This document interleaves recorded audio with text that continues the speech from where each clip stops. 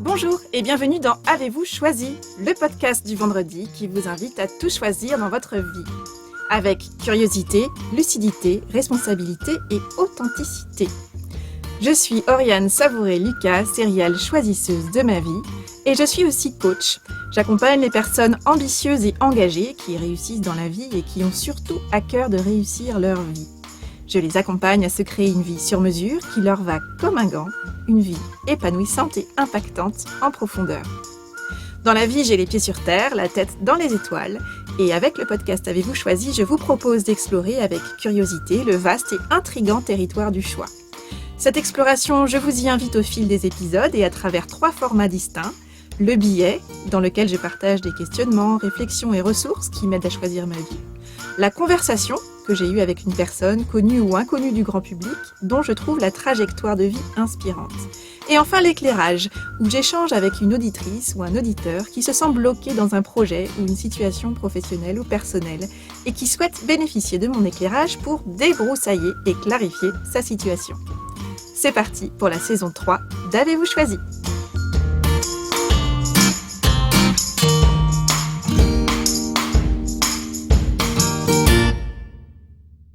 Je suis ravie de vous retrouver et je tiens à commencer par remercier celles et ceux d'entre vous qui ont pris le temps de participer à l'enquête que j'ai réalisée au début de l'été à l'issue de la saison 2.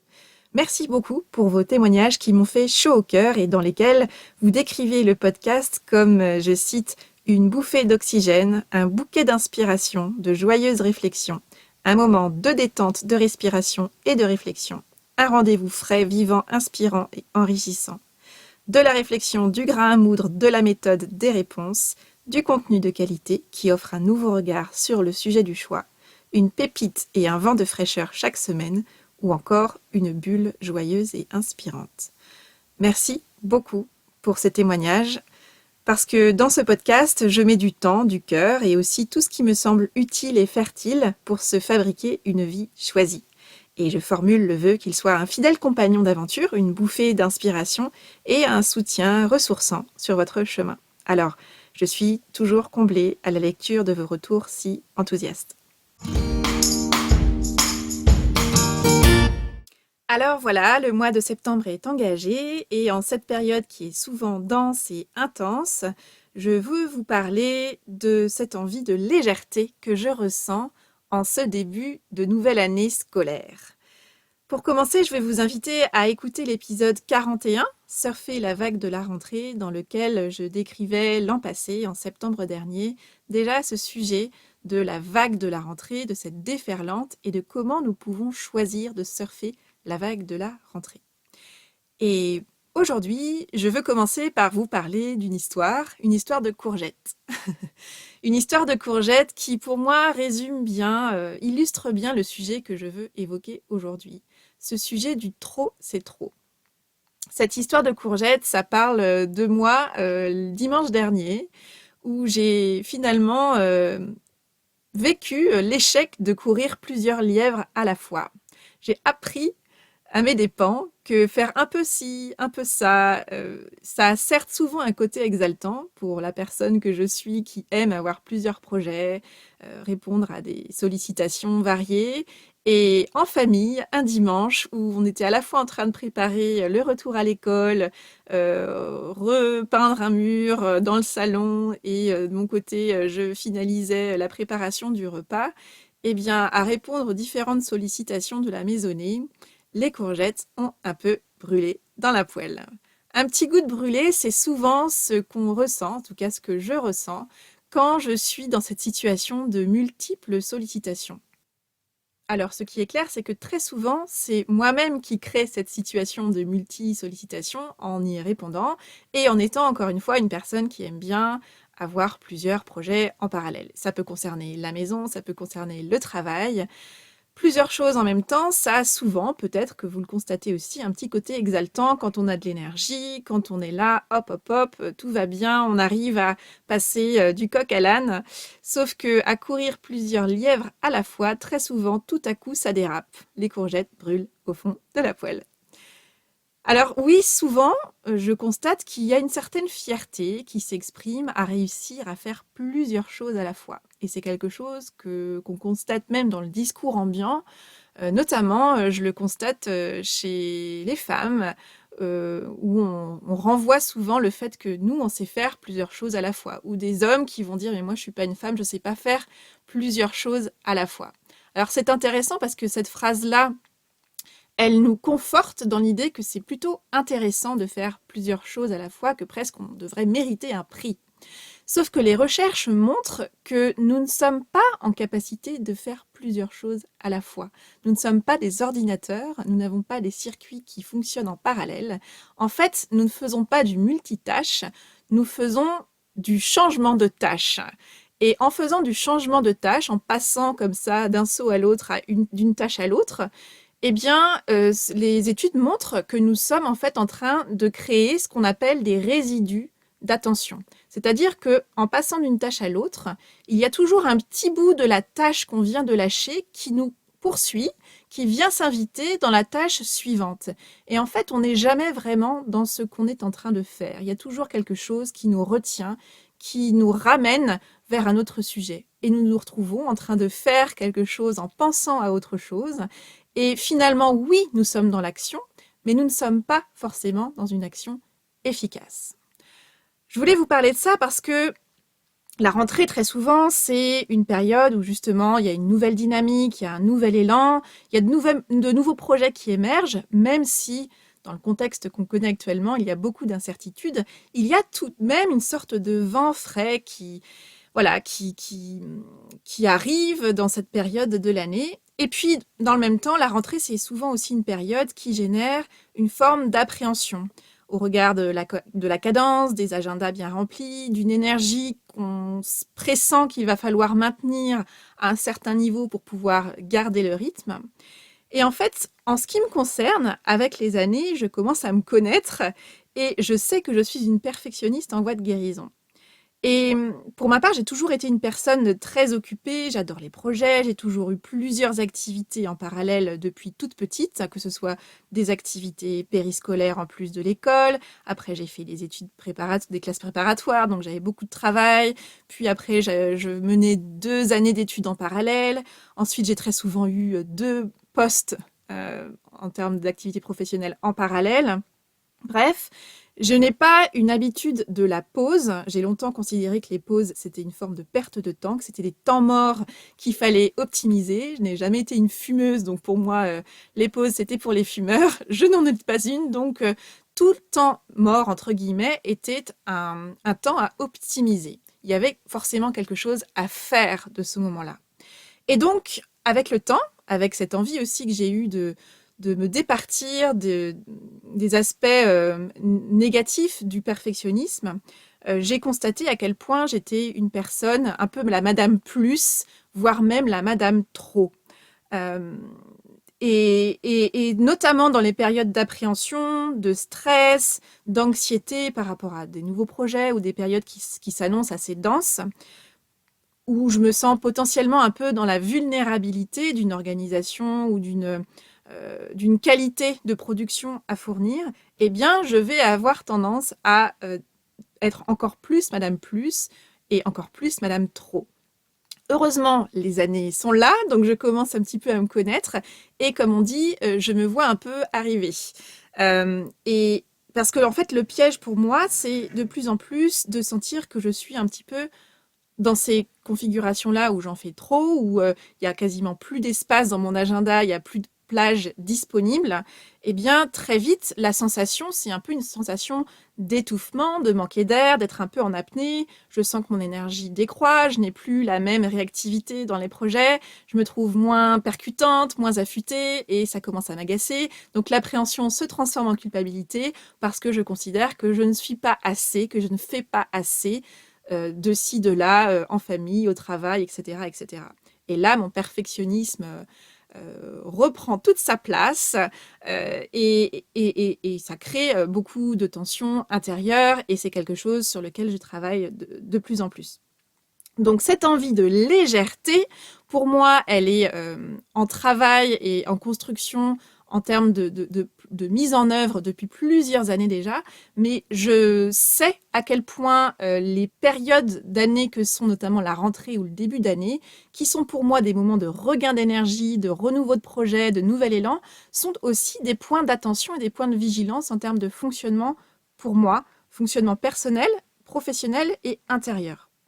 Et ce qui m'aide justement pour veiller à maintenir un degré de légèreté suffisant pour aborder ma vie avec légèreté, avec joie et avec épanouissement, c'est de toujours veiller à faire moins pour faire mieux. Et comme je me vois venir depuis quelques années, mais surtout depuis quelques mois maintenant, où je systématise quelques pratiques autour de cette question du faire moins, je suis très attentive à la construction de mon agenda.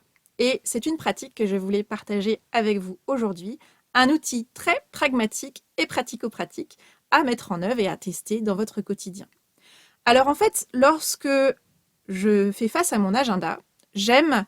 alors il y a deux configurations. Il y a l'agenda que je construis et puis il y a l'agenda que je relis, que je révise régulièrement.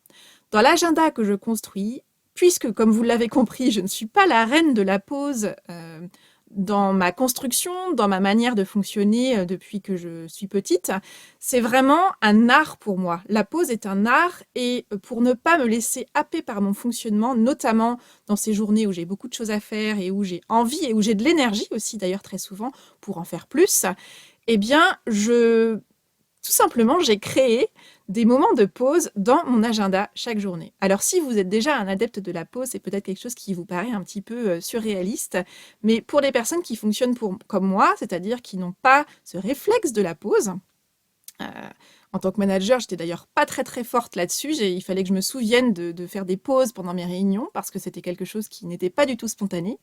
Eh bien, je m'insère des temps de pause, tout comme je m'insère mes temps de rendez-vous, mes temps de travail seul, etc., etc. Je crée visuellement des temps pour faire des pauses. Donc ça, c'est dans la phase de construction de l'agenda. Et puis, il y a aussi la phase de relecture, de révision de mon agenda. Et ce que j'aime à faire depuis quelques mois, même presque oui, un peu plus d'1 an maintenant, c'est de systématiquement passer mon agenda de la semaine à venir. Donc je fais ça souvent le dimanche soir ou le lundi matin en démarrant ma semaine, de passer mon agenda au tamis de 3 questions. En regardant les différentes tâches qui sont déjà sur la liste de la semaine, ou alors que je m'apprête à ajouter de nouveaux temps de rendez-vous, temps de travail, etc., je me pose 3 questions. La première, c'est est-ce que cette tâche, est-ce que cette action a besoin d'être faite? Tout simplement. Parce que je m'aperçois que parfois, j'ai tendance, et peut-être que ça vous parle, à faire des actions, prévoir des actions qui, finalement, en y réfléchissant bien, ne sont pas forcément nécessaires. Parce que, par habitude, pour plein de raisons X ou Y, mais je trouve intéressant d'aller questionner la pertinence même de l'action que nous nous apprêtons à enregistrer dans notre agenda, qu'il s'agisse d'un agenda écrit ou électronique. Donc, première question, est-ce que cette action a vraiment besoin d'être faite, d'être réalisée? Deuxième question, si c'est un oui, alors si c'est un non, c'est vite réglé. Si c'est un oui, c'est est-ce que cette action a besoin d'être réalisée par moi? Et là, c'est toute la question de la délégation qui surgit à ce moment-là. Et ça peut concerner tout à la fois la question de la sphère familiale, personnelle, la sphère professionnelle, quand on travaille dans une équipe, quand on travaille, que ce soit une équipe en tant que manager ou membre d'équipe, ce sont des questions qui sont intéressantes à se poser. Et puis, la dernière question, c'est est-ce que cette action a besoin d'être faite maintenant? Alors, ce maintenant, il est forcément à associer, soit c'est aujourd'hui, soit c'est à la date à laquelle on projette de le faire. Et cette question-là, justement, elle permet de reporter une action si celle-ci n'est pas urgente immédiatement et n'a pas besoin d'être faite dans l'instant ou au moment où on l'avait envisagée. Voilà, donc ces 3 questions, c'est est-ce que cette action a besoin d'être réalisée? Est-ce que cette action a besoin d'être réalisée par moi? Et est-ce que cette action a besoin d'être réalisée maintenant? Et si vous passez votre agenda dans ce que vous avez prévu, dans votre agenda prévisionnel, ces 3 questions-là, je peux vous assurer que vous allégez très souvent d'au moins quelques tâches, quelques réunions, quelques missions, un agenda qui tout à coup s'allège. Alors tout l'enjeu pour des profils comme moi, c'est de ne pas réinvestir les plages horaires dans de nouvelles actions sans avoir justement repesé la pertinence, le fait de le faire soi-même ou de le faire immédiatement. Donc tout ça, c'est en fait une gymnastique à laquelle je vous invite. Donc ça, je vous invite à tester ça sur l'agenda de la semaine à venir, par exemple. Et puis, il y a un petit peu la question bonus que je me pose systématiquement, notamment dans les moments où je sens que c'est un peu, je commence un peu à être en apnée, à manquer d'énergie, à m'énerver un peu toute seule, à manquer de discernement, vous savez, où justement on se retrouve à sauter un peu du coq à l'âne et à plus savoir ce qu'on a dit, ce qu'on a fait, etc. Donc là, c'est vraiment, alors idéalement, le parcours de délagage de l'agenda permet de plus en plus d'éviter ces situations. Et malgré tout, la vie est là, donc elles peuvent surgir un peu à tout moment.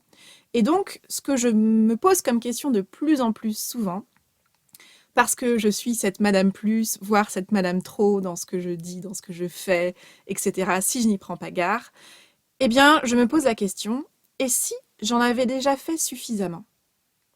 Et si j'en avais déjà fait suffisamment ? Très souvent, je constate que je n'ai pas besoin d'en faire plus, que j'en ai déjà fait assez, et que là, je suis juste en train d'essayer de me rassurer.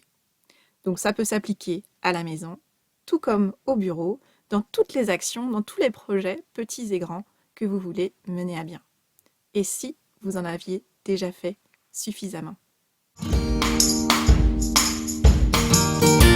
Si vous ressentez le besoin d'être accompagné pour avancer concrètement dans ce projet qui vous tient à cœur et que vous repoussez depuis trop longtemps à votre goût, mais que vous ne savez pas ou plus par quel bout prendre, sachez que je suis en train de constituer le groupe de coaching en ligne Déconfinez vos idées, il est temps de passer à l'action, qui démarrera le mardi 29 septembre et se clôturera le mardi 8 décembre. Ce sera 6 rendez-vous en ligne pour vous atteler à la réalisation de votre projet de cœur, avec joie, lucidité, méthode et responsabilité.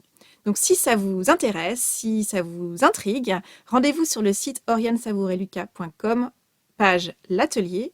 Je serai enchantée de vous accompagner sur votre chemin parce que je suis convaincue que vous n'avez pas besoin de plus d'idées, vous avez besoin de passer à l'action et je serai là pour vous accompagner avec l'émulation d'un groupe. J'accompagne également en coaching individuel, à distance ou en présentiel, un petit nombre de personnes. Je les accompagne à mettre leur efficacité à leur propre service pour se construire la vie épanouissante et impactante à laquelle elles aspirent.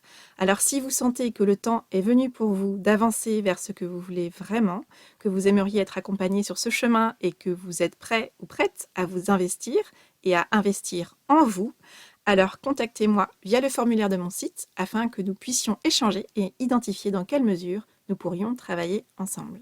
Ça vous tente ?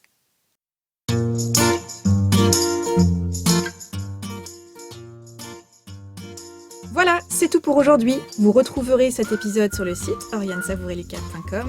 Si vous aimez ce que je vous propose, pensez à vous abonner à la newsletter d'Avez-vous choisi afin d'être alerté dès la publication d'un nouvel épisode et pour recevoir la graine de la semaine. C'est une des nouveautés de la rentrée, une graine sous la forme d'une question, d'une réflexion ou d'une intention que je sème par mail chaque lundi et que vous allez pouvoir faire germer ou regarder germer au fil de la semaine. Pour soutenir ce projet de façon bienveillante et efficace et lui donner davantage de visibilité, votre voix compte et elle peut porter de différentes manières. Vous pouvez faire connaître Avez-vous choisi à ces personnes qui comptent pour vous et que l'idée de tout choisir dans leur vie pourrait réjouir. Vous pouvez également partager votre enthousiasme par écrit en déposant une constellation 5 étoiles sur Apple Podcast, un avis sur votre application de podcast préférée, sur le site ou les réseaux sociaux. Enfin, si vous souhaitez me contacter pour postuler à l'éclairage, me partager vos retours, vos questions, vos avancées ou me suggérer de nouveaux invités, vous pouvez me contacter via mon site. Je me ferai un plaisir de vous répondre. Je vous souhaite une bonne semaine et je vous donne rendez-vous vendredi prochain pour un nouvel épisode. Et d'ici là, et si vous choisissiez tout ?